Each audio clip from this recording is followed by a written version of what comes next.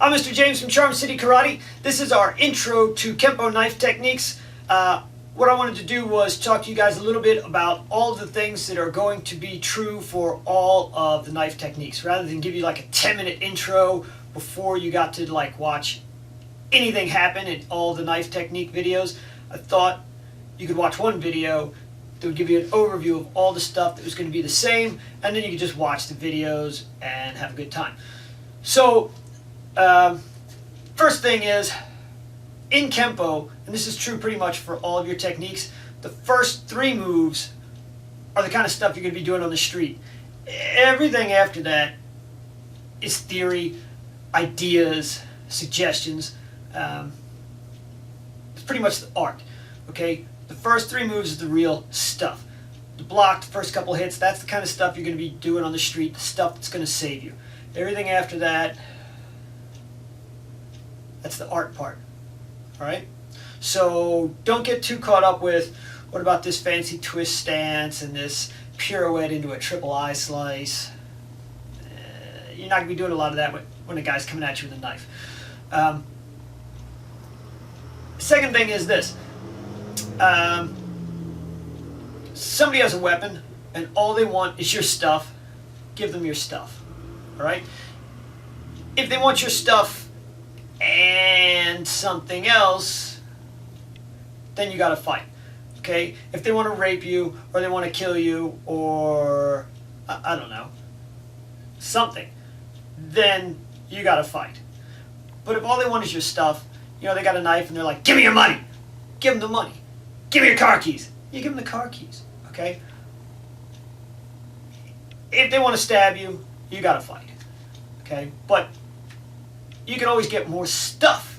Okay, it's not worth getting stabbed or even shot over stuff. That's dumb. And also legally, the law does not provide for you defending your car keys. So think about that. If you do fight, especially against somebody with a weapon, you have to be prepared to fight on no matter what. Okay, and this kind of ties into another point. If he has a knife, or she, you will get cut, right? It's not a if he's better than you or a maybe. If you get attacked by somebody with a knife, you're gonna get cut.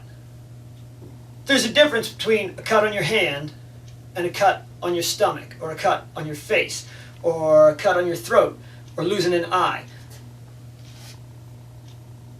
There's cut and then there's cut, is what I'm saying. Alright, so you're going to have to mitigate that damage. But you must train and prepare yourself to be cut if you are attacked by a knife. You must be prepared to continue to fight no matter what. You can't get cut, flinch back and go, oh man, I need a timeout. Yo coach, wait, alright? You can't think, oh, God, I lost a finger. Well, never mind, it's not worth it. Okay? You must fight on. If you get stabbed, you got to keep fighting. Okay? Because he's not going to say, oh, well, I stabbed him once, that's enough. He's going to keep stabbing you. So you got to keep fighting. Alright? You never read in the paper about man stabbed once, died today. No. It's man stabbed 30 times, 23 times. People don't die from a single stab wound most of the time. They die from multiple wounds, which means you're going to live through one. Keep fighting, okay? You can win. You can get away. All right? So you got to be prepared for that. Keep fighting no matter what happens. Be prepared for the arrival of the police, okay?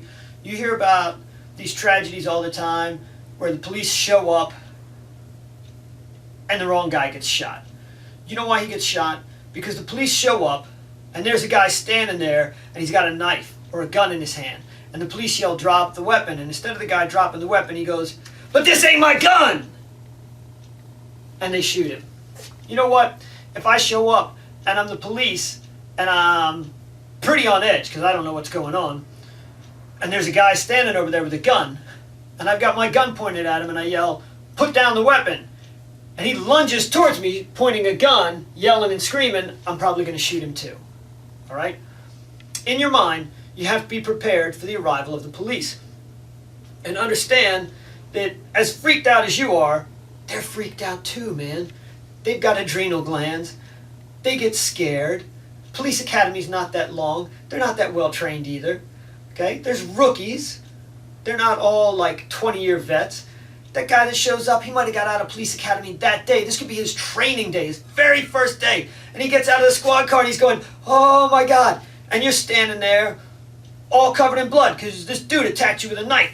And you've just been fighting for your life, and you turn around holding a knife, and you're all covered in blood, and your eyes are this big because you're totally freaked out. And he yells, drop the knife, and you go, this ain't my knife! He's going to shoot you. All right? You got to be ready. And when he says, drop the knife, you drop the knife, and you go, he attacked me, man! All right? Now, the cop sees you with your hands up, and the knife's not in your hands anymore. He's going to calm down a little bit, see? You got to be ready for that. Okay? Put the knife on the ground. Put your foot on the knife if the other guy is still up. Alright? Or you're worried about it. If you hear the cops coming and the fight's no longer really active, put the weapon on the ground. Put your foot on the weapon. When the cops show up, have your hands up and go, he attacked me. I'm the victim. Okay? When the cops start saying stuff, you can say, the knife is under my foot. They're going to say, back up. You back away.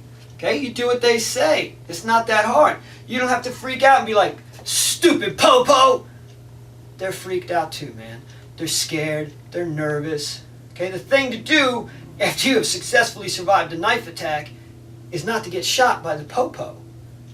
If you just survived a knife attack and you got your cell phone and you call 911 and you tell the lady, hey, I just survived a knife attack. Tell her what you're wearing.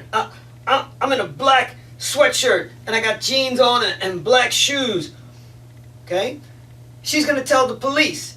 And then when they get there, you can say, I called you. I'm the victim.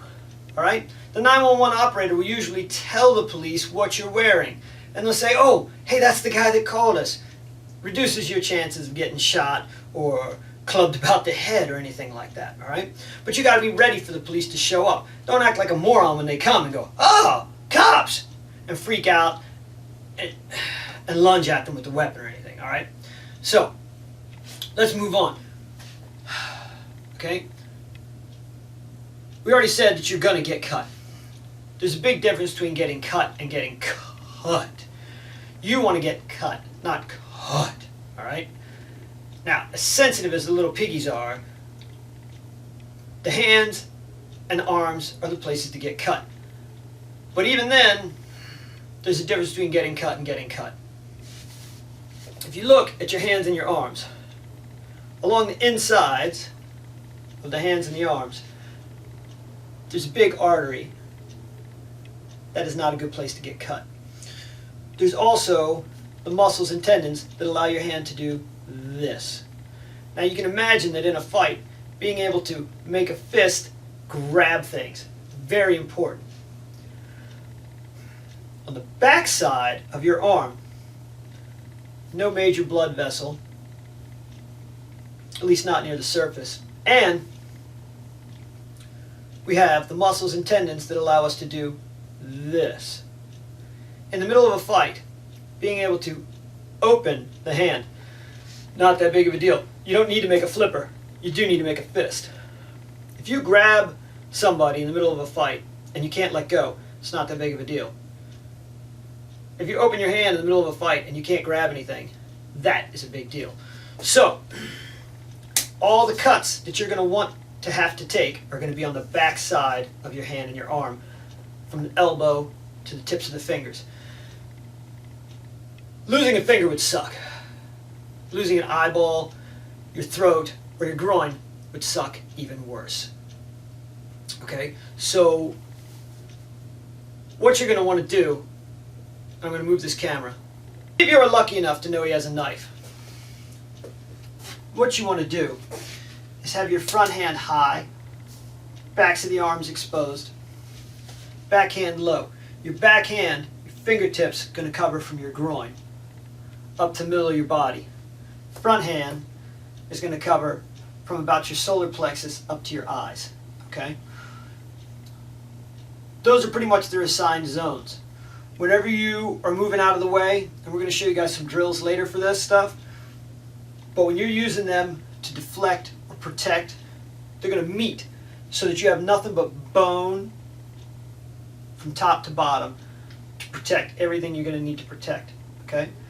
Now, if you get lazy and these move out of the way, you're going to lose an eyeball, you're going to lose a throat, a groin. All right? You need to protect that whole center line with that. Okay? Like I said, losing a finger sucks. There's a lot of worse things to lose. All right, so moving on. I learned some pretty cool stuff from a guy named Dr. G. One of the things he taught us was that there's a process before you engage with anybody and they have a knife and you don't. All right? Before you would use your awesome super kung fu techniques on somebody that has a knife, the first thing you would want to do is run away. If you cannot run away, then you would want to shoot them. If you cannot shoot them, then you would want to find things that you could throw at them. Rocks, tree limbs, bricks, whatever.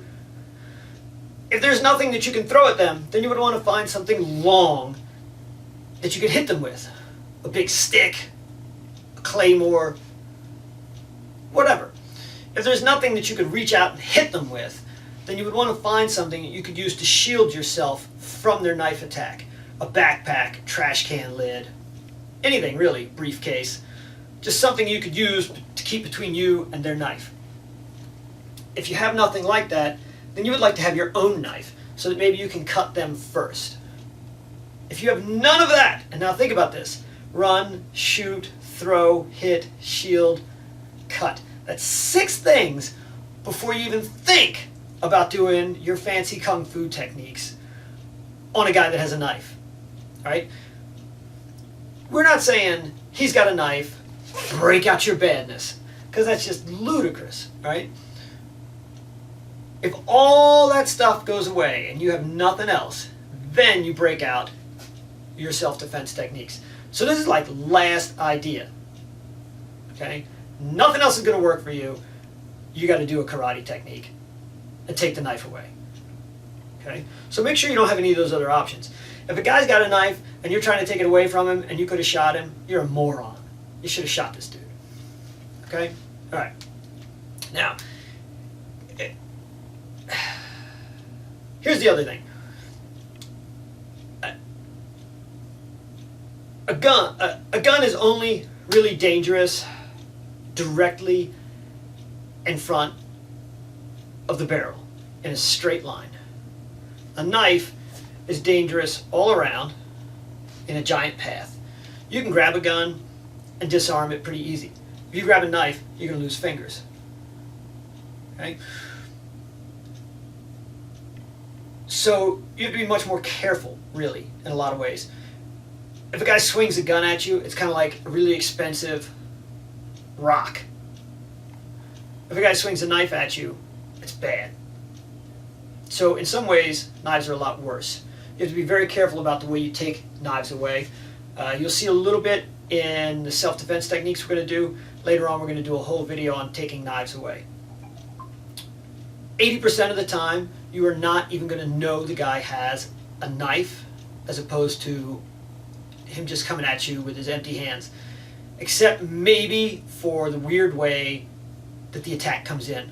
All right, knives tend to have a slightly different attack line than a regular punch, because instead of hitting you with this, he's trying to hit you with this.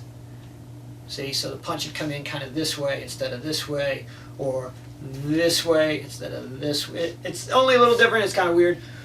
Most of the time, you're not going to know he has a knife unless you're very lucky. If he comes at you and goes, "I'm going to cut you, man," then you're lucky. Okay? The other thing is this. For a guy to hit you and hurt you with a punch, okay, a lot of things have to go very right.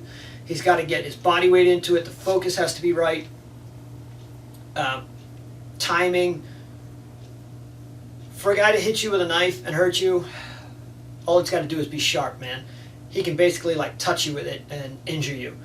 So speed is a lot more important in a knife fight than body weight or leverage or any of that kind of stuff. It's all really about speed, speed and balance. You know, your weight shift and stuff like that doesn't matter as much, except as far as balance is concerned. So don't think that you like lunging in and dropping your whole body weight in on the guy is going to make a huge difference. Speed, balance. Okay. Yeah. So I guess that's about it, really. Oh, the other thing is, keep this in mind too. Ed Parker was not really a knife guy. My recommendation would be spend a little time around some of the knife systems. I spent some time doing some Filipino knife styles and a little bit with the Burmese. I recommend both of them. Do some seminars, man. Go out and learn some stuff. Then come back, see what you can apply to the Kenpo knife techniques. The Filipino arts, it's a heavy knife culture. The Burmese are the same way. They have a slightly different take on things, but they're both heavy knife cultures. A lot better ways for dealing with knives. You can take what they'll teach you, bring it back, modify the Kenpo knife techniques a little bit. They'll make a lot more sense for you. That being said, what we're doing in these videos is we're going to shoot the Kenpo knife techniques stock, the way I learned them. And then we're going to give you a video with what we call tactical considerations, which is basically a get the knife away, hurt the guy, don't get cut. All right, so we hope you enjoy them. Please rate them up, leave comments. We love hearing from you guys. I'm Mr. James from Charm City Karate. Have a great day.